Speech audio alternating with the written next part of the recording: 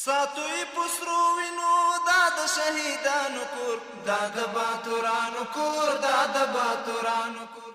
د نیکمرغه کوچني اختر په مناسبت د اعلی قدر امیر المؤمنین شیخ القرآن والحدیث مولوی هبت الله خنزاده حفظه الله د مبارکۍ پیغام. بسم الله الرحمن الرحیم. الحمد لله نحمده ونستعینه ونستغفره ونتوب الیه ونعوذ بالله من شرور أنفسنا ومن سيئات أعمالنا. من يهده الله فلا مضل له ومن يضلل فلا هادي له، وأشهد أن لا إله إلا الله وحده لا شريك له، وأشهد أن محمدا عبده ورسوله.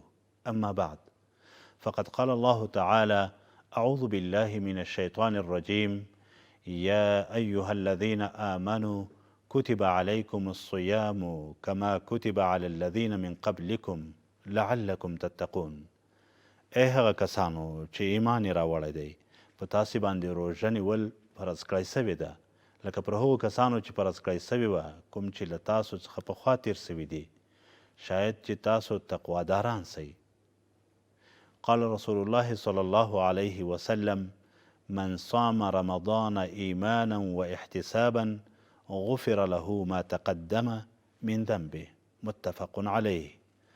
رسول الله صلی الله علیه وسلم وفرمایل: کوم سړی چې له ایمان سره، یعنی د شریعت رښتیا ګڼلو سره، او د رمضان د فرضیت د اعتقاد ساتلو سره، او د طلب ثواب له خاطره، یعنی د ریا په طور نه بلکې خالصتا لله تعالی د رمضان روژه وساتله، نو د هغه ګناه بخښل کیږي چې هغه مخکې یې کړې وي.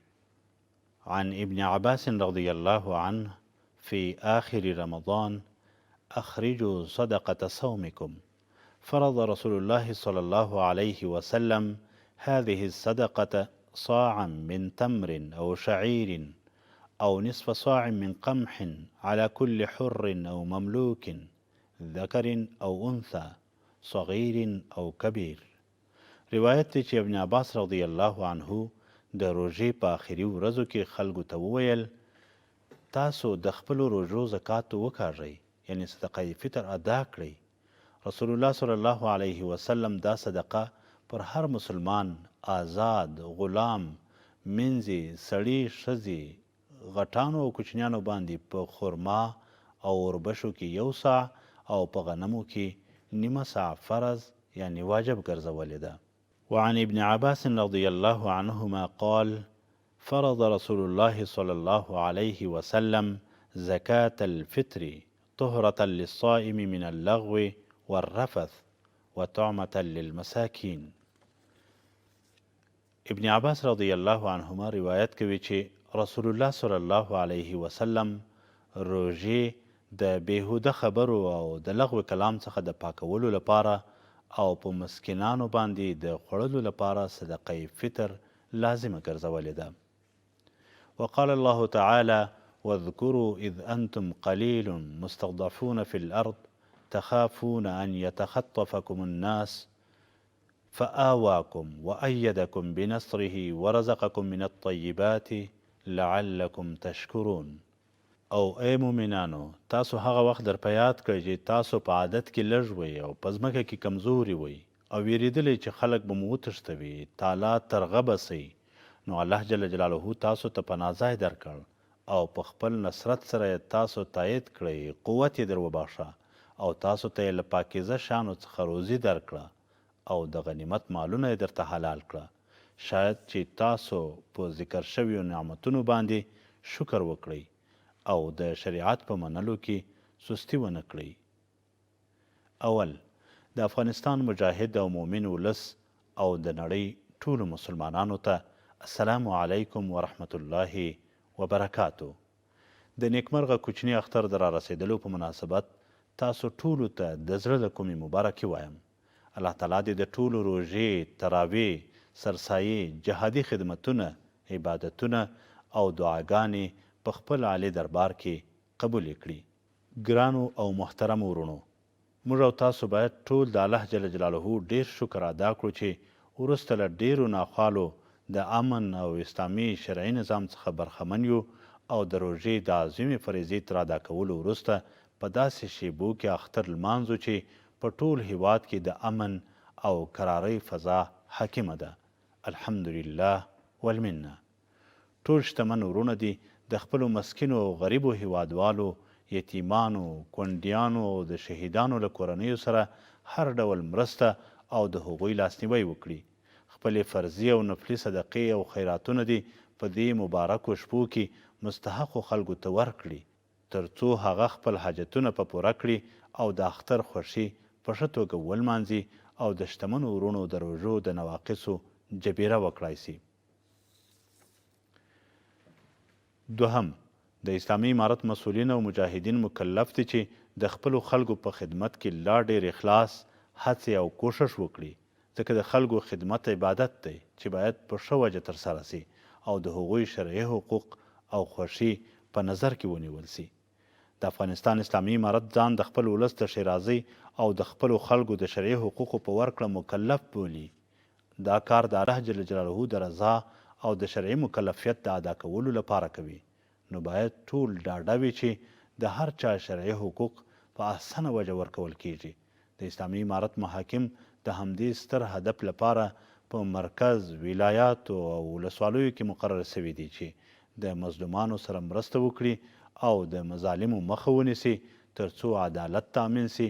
ټول هیوادوال د محاکمو سره د عدالت په تامین کې همکاري وکړي. د سپارښونو، جعلي او تزویري دعوو څخه دې په کلکه ډډه وکړي. دریم، څرنګه چې زموږ د جهاد او مبارزې مهم هدف اعلای کلمت الله، د اسلامي شریعت تنفیذ، د ولس سوکالي او د ټولنې دینی او اخلاقي اصلاح وه، لله الحمد په دې برخه کې هم د پام وړ اقدامات ترسره شوي دي. تر ټولو لوړه فریضه چې د امر بالمعروف او نهي عن المنکر فریضه ده په عملي ډول سره جریان لري. ټول هیوادوال، مسؤلین او غیر مسؤلین دي د امر بالمعروف، نهي عن المنکر او د شکایتونو اوریدلو وزارت او د دوی له کارکوونکو سره د معروفاتو په اقامه کې، د منکراتو په مخنیوي کې پوره همکاري وکړي. په فرهنګ، تعلیم او تربیې، اقتصاد، رسنیو او نورو برخو کې د پام وړ اصلاحي اقدامات ترسره شوي دي او د شل کلن اشغال ناوړه فکري او اخلاقي اثرات په ختمېدو دي. زموږ مؤمن هیوادوال باید دغه اصلاحي اقدامات تر هر څه مهم وبولي، ځکه د دیني اصولو او شریعت په رڼا کې ژوند زموږ دنیوي او اخروي سعادت تضمینوي او د ټولنې د تلپاتې نیکبختۍ، کامیابۍ او نجات سبب ګرځي. دیني علماء کرام دې هم په دې برخه کې خپل مسؤلیت ته پاملرنه وکړي. په ټول هیواد کې د خلکو په دین خبرولو، پوه کولو او د خلکو د اعمالو اصلاح ته د امر بالمعروف، نهي عن المنکر، معارف، عالی تحصیلات او اطلاعات او فرهنګ وزارتونو سره په همکارۍ کار وکړي. هر ملت او هیواد هغه مهال د عزت او رښتینولۍ، امن او سوکالۍ خوند څکلی سي چې د الله تعالی څخه بغاوت او سرکشي پکې نه وي. نو د خلکو د اصلاح او په دین باندې د خبرولو دنده علما کرامو ته سپارل سوې ده. هغوی باید په دې برخه کې لا هم خپل مکلفیت په احسنه وجه ادا کړي. په مساجدو، غونډو، رسنیو او پروګرامونو کې د خلکو د اصلاح او ذهني تنویر کوشش وکړي او هغوی ته د نیک هدایت وسیله سي. همدارنګه په خپل منځ کې لا ډیره د هماهنګۍ او اعتماد فضا رامنځته کړي. له خپل منځي اختلافاتو څخه پرهیز وکړئ او د دین او ولس علیا مصالحو ته پاملرنه وکړئ. څلورم، هیواد مو نوی له جګړو او ناخوالو راوتلی دی. رغونې او آبادۍ ته شدیده اړتیا لري. اوس نو ټول افغانان، هغه که مسؤلین دي او که غیر مسؤلین دي، مکلفیت لرو چې خپل هیواد آباد او په خپلو پښو ودروو. د افغانستان آبادي د افغانانو خپل مسؤلیت دی.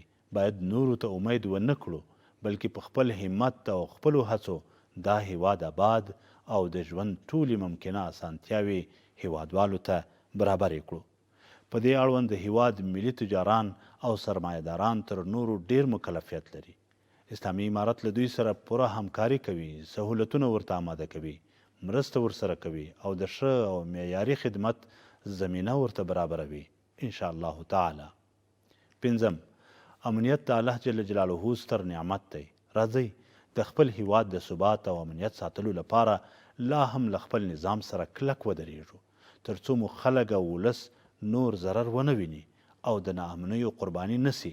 اگر که په دې اړه به ځینې دښمنې کړۍ خپل شوم کوښښونه کوي چې زموږ هیواد ناامنه او د اسلامي امارت امنیتي ارګانونه کمزوري معرفي کړي، خو موږ باوري یو که د الله جل جلاله نصرت او د خپل ملت ملاتړ را سره و، امن به لا ډېر ټینګیږي او خلک به مو لا ډېر هوسا کیږي ان شاء الله تعالی. شپږم، افغانستان له ټولو هیوادونو، اسلامي هیوادونو او د ټولې نړۍ سره د اسلامي اصولو په چوکاټ کې ښې او په متقابل تعامل ولاړې مثبتې او مؤثرې اړیکې غواړي. لکه څرنګه چې افغانستان نه غواړي د بل هیڅ هیواد په کورنیو چارو کې لاسوهنه وکړي، همداسې ټینګار کوي چې نور هیوادونه هم زموږ په کورنیو مسایلو او چارو کې مداخله ونه لري، چې داسې کول هم د نړۍ او هم د افغانستان په ګټه دي. اووم، اسلامي امارت د اسلامي او شرعي مکلفیت له مخې په هیواد کې د مخدره موادو د کښت ممنوعیت او د هیوادوالو لخوا په دې اړوند د اسلامي امارت فرمان په ښه توګه تطبیقول خورا ستره لاسته راوړنه ده.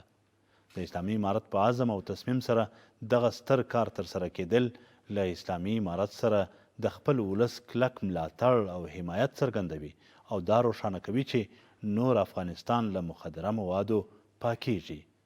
ورسره په کابل او ولایاتو کې په مخدره موادو د معتادینو راټولول او د هغوی له معالجې وروسته په سالمه توګه کورنیو ته سپارل بل هغه شرعي مکلفیت دی چې اسلامي امارت ترسره کړی او د خپل ملت د یوې لویې برخې خلکو او کورنیو غم او درد ته رسیدګي سوې ده چې په تیره 20 کلنه دوره کې دغه کار نه و ترسره سوی.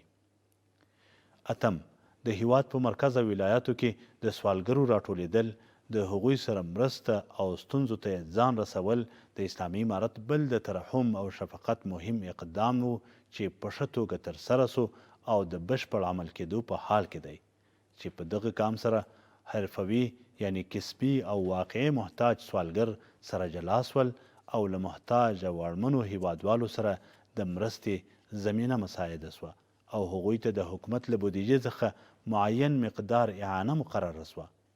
حرفوي سوالګر توصیه او تعدیب سول چې دا د افغانستان په تاریخ کې لوی کار دی او له خپل ولس سره د اسلامي امارت بېسارې خواخوږي څرګندوي. نهم، د اقتصادي پرمختګ او پیاوړتیا لپاره د اسلامي امارت اړوند ارګانونه خپلې ټولې هڅې کوي. تر اوسه د الله جل جلاله په ستر فضل سره توانېدلي چې له پریمانه ستونزو او نړیوالو موانعو سره سره د هیواد اقتصاد په ښه توګه مدیریت کړي. د تیر کال بودیجه له خپلو ملي عوایدو څخه تنظیمول او بیا په ښه توګه مصرفول د الله جل جلاله لوی انعام دی. همدا ډول د روان کال لپاره د بودیجې په برخه کې د ښه اقداماتو د ترسره کېدو غوښتنه له الله جل جلاله څخه کوو. لسم، په تعلیمي برخه کې د تعلیم او تربیې بهیر ټول هیواد ته غځول او د ټولو بچیانو په ښه ډول روزل د اسلامي امارت له مکلفیتونو څخه دی چې د لا پرمختګ لپاره یې هم مؤثر پلانونه تر کار لاندې دي. 11، د ولایتي مسؤلینو د کارونو او حالاتو څارنه، په دیني او مذهبي امورو کې ولایتي ادارې ته په کتبي او شفاهي توګه نظر او مشورې ورکول، د امارتي مسؤلینو چلند ته پاملرنه او نیمګړتیا یې په احسنه طریقه ورسره شریکول، د اسلامي امارت د مسؤلینو او ولس ترمنځ د باور او ښه تعلق فضا جوړول او په همدې منظور په ټول هیواد کې د علمای کرامو او مخورو مشترکې شوراګانې جوړول او هغوی ته یوه ښه لایحه او کاري چوکاټ برابرول ډیر اړین ګام و چې ترسره سوی او امید لرو چې زموږ د مسؤلینو ډیرې ستونزې به له همدې لارې په خورا ښه توګه امانتدارۍ او غور سره بررسي او حل کیږي چې په دې سره به د امن او ډاډ فضا لا ډیره پیاوړې سي او د مسؤلینو سره به د هغوی د مسؤلیتونو په ترسره کولو کې مرسته وسي ان شاء الله تعالی. 12، د اسلامي امارت محاکم چې په ټولو ارګانونو کې ځانګړی حیثیت لري او د اسلامي نظام په چوکاټ کې هغه برخه ده چې د نورو ټولو برخو په نسبت یې کار مهم بلل کیږي، ځکه د اسلامي نظام عمده اهداف او مقاصد د الله تعالی د بندگانو د سر، مال، عقل، حیثیت او ټولو خدای ورکړو حقوقو ساتنه ده. په همدې منظور د محاکمو ټولو قضاتو او مسؤلینو ته لارښوونه کیږي چې خپل درانه مسؤلیت ته په کتو د خلکو د حقه حقوقو په ترلاسه کولو او د منازعاتو د حل په برخه کې له پخوا ډیر جدي او هڅاند واوسي او په قضاوت کې د قوي او ضعیف ترمنځ توپیر ونه کړي، له هر چا سره عدالت او مساوي چلند وکړي. د الله سبحانه و تعالی په حدودو کې دی د مجرم شخصیت ته نه ګوري، د مجرم پر ځای دی جرم ته ګوري، د مظلوم دفاع دی وکړي، د ظالم مخنیوی دی وکړي او د خلکو د قضیو په حل کې دی له خنډ او ځنډ پرته د هغوی خدمت وکړي. 14 د روغتیا وزارت مسؤلینو ته لارښوونه کوو چې د روغتیا په برخه کې د خپل ملت خدمت ته شپه او ورځ ودرېږي، د روغتیایي مراکزو په تقویه او لا ډیر موثریت باندې کار وکړي، د معالجې او وقایې په اړه د خپل ملت مشکلاتو ته رسیدګي وکړي او په صحي برخه کې د هیواد د بسیا کېدنې په لور پیاوړي ګامونه واخلي. 14 د اسلامي امارت ټول امنیتي او دفاعي ځواکونه دي د دې لپاره چې په ستره ازموینه کې بریالي سي باید لاندې ټکي په ټینګه عملي کړي. الف نیتونه خالص لله فی الله وګرځوئ. با کشران دي که مشران ځانونه د تقوا په زینت ښایسته کړئ. جیم د الله تعالی حمد ووایاست چې د مقدس جهاد په برکت مو د الله جل جلاله په نصرت عظیمه فتح په برخه شوه. دال عدالت، احسان، تواضع او عاجزي کوئ، له کبر، غرور، عجب، ظلم، خیانت او بېځایه مصارفو څخه ځانونه وساتئ. ها له قوم پرستۍ، منطقه پرستۍ، لسان پرستۍ او انډیوال پرستۍ څخه په کلکه پرهیز وکړئ. واو په اسلامي امارت کې امتیاز باید په تقوا او امانتدارۍ سره وي. زا په ذاتي یعنی شخصي تعلقاتو د خپلوۍ او قرابت په تعلقاتو څوک په وظایفو کې مه مقرروئ. تقرر او وظیفه باید د اهلیت یعنی تقوا، امانتدارۍ او استعداد پر بنا وي. ح په خپلو منځو کې د اعتماد او ورورولۍ فضا قایمه کړئ، د حسد، شکایت او یو د بل غیبت کولو څخه او همدارنګه د داسې حرکاتو څخه ځانونه وساتئ چې په خپل منځ کې بې اعتمادي رامنځته کوي. توا ټول مجاهدین ورونه په خپل منځ کې د امر بالمعروف او نهي عن المنکر فریضه مه پرېږدئ. په خپلو ریاستونو، ادارو او اطاقونو کې د تعلیم او تعلم او په ځانګړې توګه د لمنځونو د تعلیم سلسله جاري وساتئ. د لمنځونو ډیر اهتمام کوئ او لمنځونه په جماعت سره ادا کوئ. یا د شهیدانو د اولادونو او کورنیو ښه کفالت کوئ. هغه مجاهدین چې په 20 کلن جهادي بهیر کې جهاد کړی او تکالیف یې ګاللي دي د هغوی قدر او د هغوی د جهاد قدر وکړئ او هغوی د اسلامي امارت د صف څخه د باندې نه پرېښودل کیږي. کاف د تصفیې کمیسیون چې د اسلامي امارت لخوا ټاکل شوی دی له هغوی سره په تصفیه کې ټول مجاهدین مرسته وکړي ترڅو دغه مقدس صف د نااهله او مفسدو خلکو څخه پاک او تصفیه سي. لام د خپلو امراو پوره اطاعت کوئ او د اسلامي امارت فرامین په کلکه عملي کړئ او دفاع یې کوئ.